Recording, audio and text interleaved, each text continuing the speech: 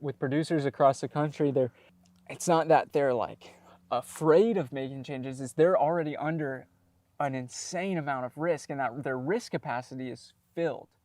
And so looking at something that seems risky, but the goal is to de-risk and build that resilience. People are looking right now for something different, Yeah. and any way that they can get a premium, or maybe they have a certain market that they want to go to. A good example is conventional corn, you know, or non-traded corn. And so a lot of folks are looking at that right now as they say, well, maybe I can just make one change and I can just go see how it's done.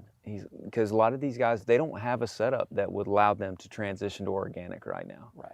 And so what they're trying to do is just key in on one change that they can make. And they're not making a huge change. But there's a lot of other people that have done it in a really systematic approach. And so a lot of folks are trying to take that lens, especially through broadacre crops, and saying, okay, I just want to make one change. Right. And I know I'm going to have limited tools.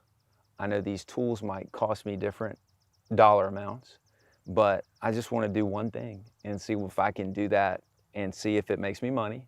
And then I'll try a little bit more. And so what they're trying to do is, you know, say, okay, if I have to risk something, what am I willing to risk percentage-wise of what I'm doing, and see if I can 2x that. Right. You know, they're definitely thinking through the lens of an ROI. Yeah.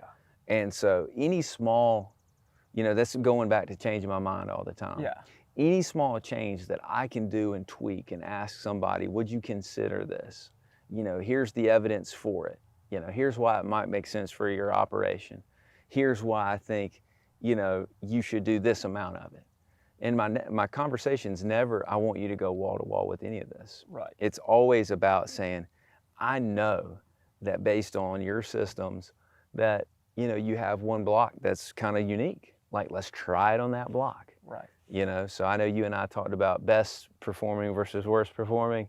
You know, people look at their soils that way too. Definitely. And so they need to be thinking in triplicate of saying a best, worst, and somewhere in the middle, maybe longest day variety, shortest day variety, somewhere in the middle. And then they can have some decent looks at some materials that can change how they think about their program, because they have to change. With these times, with this economy, they're going to have to change, Jack. And I think that's what's most important.